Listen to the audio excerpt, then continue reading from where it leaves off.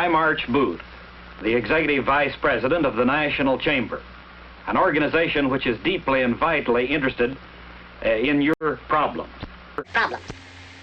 We recognize the problems that your community faces, and we know that you share them with hundreds of cities everywhere. Now, what's involved in making your city a better place?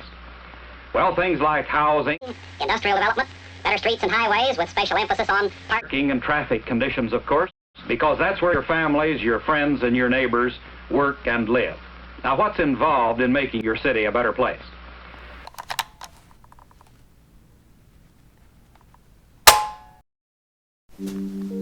Urban planners in the 1950s developed an ambitious plan to imagine an American city.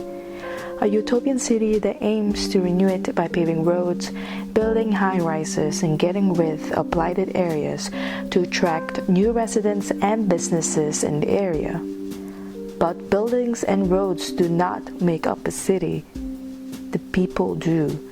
What urban developers miss when trying to implement the changes in the city is the voice of the community. They have never integrated their services to the needs of the community. When urban developers enacted the plan in American cities, many families from low-income communities and people of color were displaced from their homes. We see the effects of modern urban renewal in gentrifying cities. Gentrification is essentially clearing out deteriorating areas to make room for more affluent residents. It typically results from an increasing attraction of higher income residents toward areas that were once disinvested and are now experiencing a burst of external funds from investors and the government who see the area as a potential to make profit. Located north of downtown Chicago is Uptown, a city of its own. A city which holds, according to the 2008 DePaul study, the most economically and racially diverse neighborhoods in Chicago. However, it was also home of the longest Chicago's fight against gentrification since the 1970s, when Southern white migrants were displaced to create a community college despite alternative plans offered by the community planners. Luxury developments are popping in the neighborhood. Areas that were once abandoned are now getting renovated. But the question is, for whom are these housing? They are definitely not for the community. Thus, locally based groups such as Voice of the People and Northside Action for Justice, or NA4J, and other nonprofit and grassroots organizations in Uptown form in order to continue the fight against real estate developers and the government. They want to preserve low-income housing and lift the ban on rent control in the neighborhood. However, Uptown has been increasingly experiencing gentrification as people from the wealthier side of income bracket are occupying more spaces that were once low-income housing and schools for the community.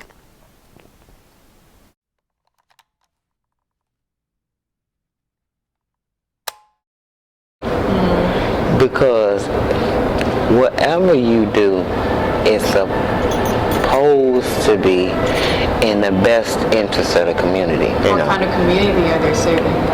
That's what I'm saying. They're making their own community. How about that?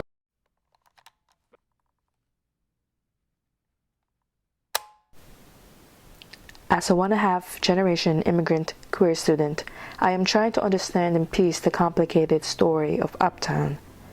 Based on my research and outside observations, I see two sides of the story that define what Uptown is. How can plans with quote-unquote good intentions can have consequences to people? How to imagine this American city? Who can actually imagine this American city? Aren't we all settlers of colonized land? Aren't we all seeking job opportunities, cheap rent, and our places in the city? My family moved from the small village in the Philippines to America to seek the elusive American dream. The dream that many Southern migrants, immigrants, refugees, and yes, even the gentrifiers are seeking themselves. Picking a place shouldn't be more than choosing the cheapest rent and the closest place in the loop. We can be responsible for actions and think of the impact he will leave in the community. Let's settle for a sustainable community where businesses and the people are striving together, where policies actually benefit both the local economy and its people. We can settle for more and not be the irresponsible settlers ourselves. We have to keep on pushing. If we let the politicians and the people with the money and control things, they will usually do whatever's in their best interest. What are those best interests? I have no idea, but they do nothing for me. They do nothing for a child. They do nothing for the community. They don't consider those factors. And those are the people who it's supposed to be all about. From start to finish. So, how can you not think about them? You can't do that. I'm sorry.